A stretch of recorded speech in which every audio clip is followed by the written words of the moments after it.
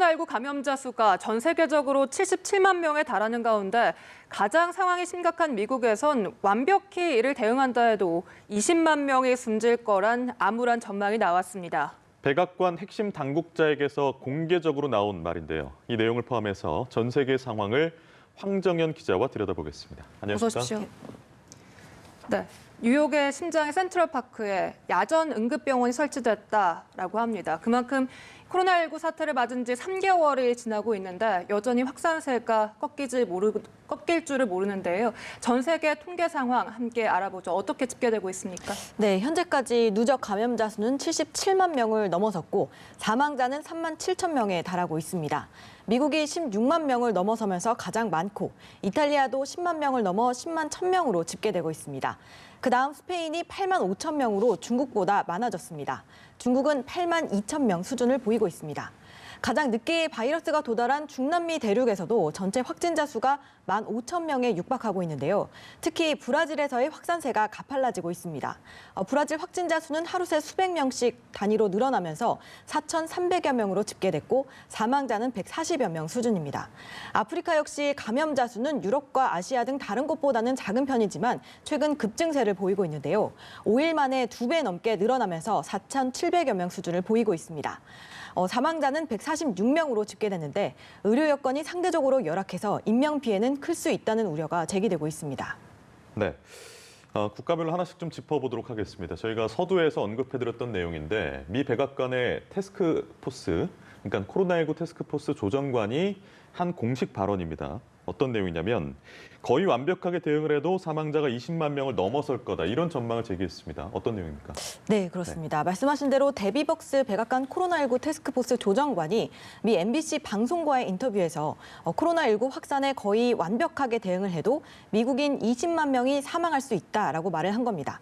어제 앤서니 파우치 국립 알레르기 전염병 연구소장이 미국에서 수백만 명이 감염되고 또 10만에서 20만 명이 숨질 수 있다고 한 말에 동의하냐 이런 질문에 대한 대답이었는데요. 트럼프 대통령이 지난 16일 사회적 거리두기 가이드라인을 보름 기한으로 내놨다가 다음 달 말까지 연장한 것을 잘 지키더라도 이 사망자가 대규모에 이를 수 있다는 게 미 보건당국의 인식입니다. 현재 미국에서 가장 상황이 심각한 뉴욕을 포함해서 환자가 1,000명 이상 나온 주가 23곳에 이르는 것으로 집계되고 네. 있는데요. 앤드루 쿠오모 뉴욕 주지사는 계속되는 의료 물자 부족 등으로 인해서 상황이 어려워지자 미 전역의 의료진에게 도와달라고 호소하기도 했습니다. 앤드루 쿠오모 뉴욕 주지사의 말을 들어보겠습니다. Don't have a healthcare crisis in your community. Please come help us in New York now. We need relief. We need relief for nurses who are working 12-hour shifts, one after the other after the other. We need relief for doctors. We need relief for attendants. 네, 실제로 미국의 상황을 보면 지난 4일 사이 매일 2만 명씩 신규 확진자가 나왔습니다. 네. 사실 초기만 해도 트럼프 대통령이 안이한 인식으로 트럼프 대통령이 많은 비판을 받기도 했었는데 그럼에도 불구하고 트럼프의 지지율이 오르고 있다고요? 네, 그렇습니다. 좀 역설적인데요. 네. 트럼프 대통령의 이런 부실 대응에도 불구하고 이런 논란에도 불구하고 민주당 유력 대선 주자인 조 바이든 전 부통령이 여유 있게 앞섰던 한 달 전 조사에 비해서 격차가 좁아졌다고 합니다.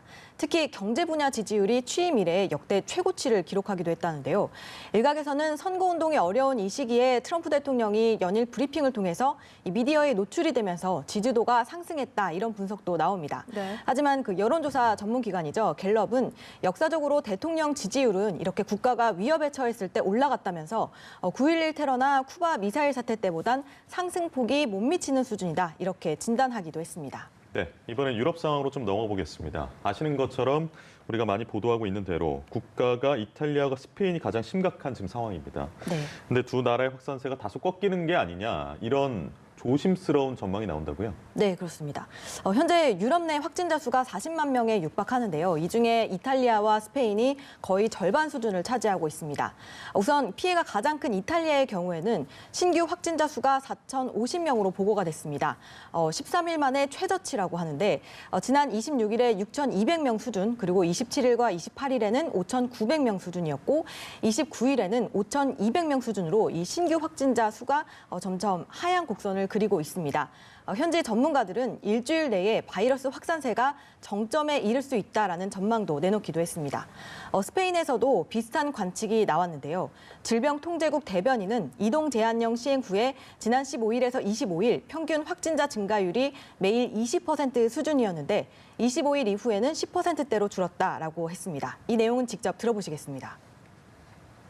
Por tanto, parece una tendencia desde el 25 de marzo sostenida de descenso de nuevos casos que nos hace poder afirmar que si no estamos, repito, con toda precaución en el pico, estamos muy cerca de él.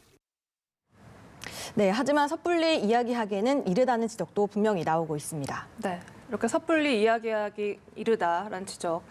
일단 그리고 또 많은 주요 인사들의 감염 사례도 나오고 있는데 스페인에서는 왕실 인사 중에 감염 사례가 있다고요? 어떤 내용입니까? 네, 그렇습니다.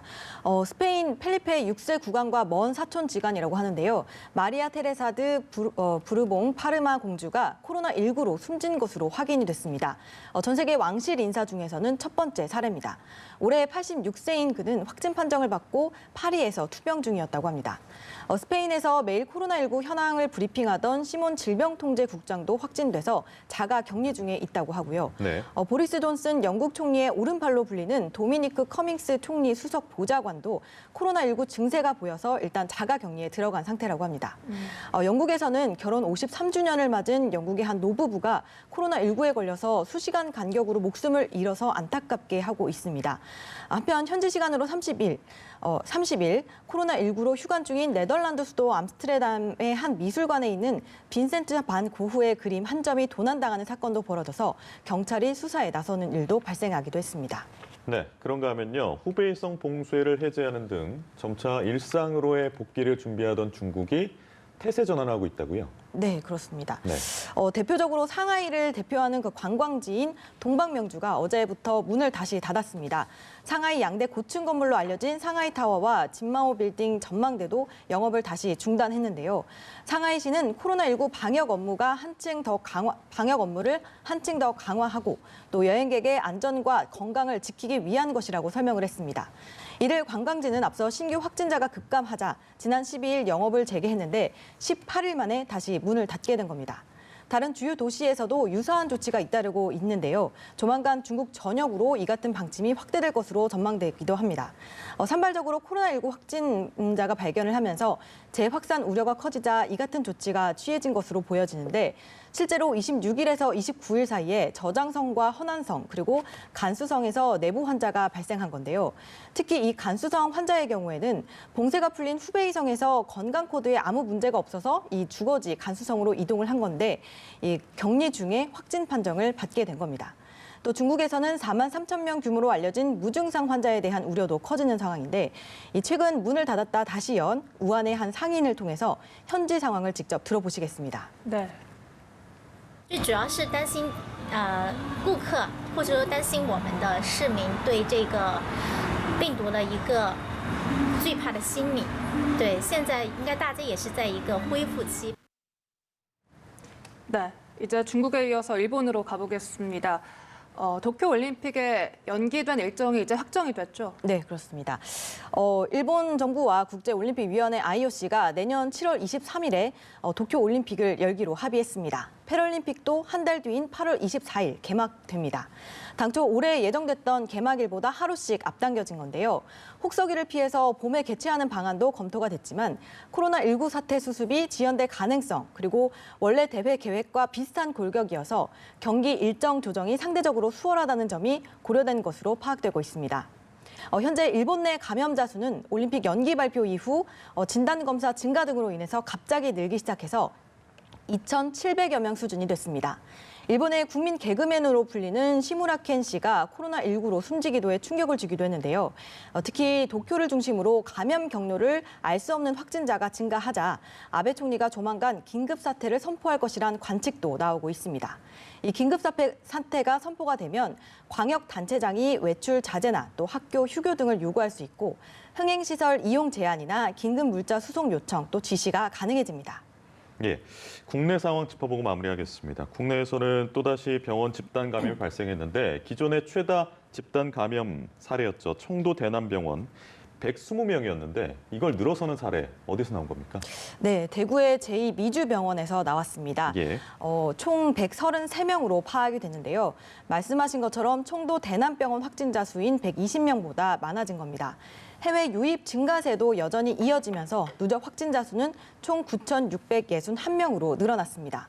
이에 따라 내일부턴 모든 내외국인 입국자는 입국 후에 2주간 본인의 집이나 임시시설에서 자가 격리 조치를 해야 합니다.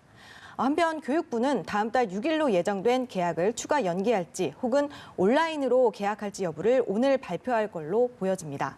아울러서 현재 11월 19일로 예정된 수능 시험일 등 대입 일정 전반도 1, 2주 수년할지 여부를 발표할 것으로 전망되고 있습니다. 네. 앞서 정 총리가 4월 9일부터 순차적으로 온라인 개학을 할 것이다라고 밝힌 바 있습니다.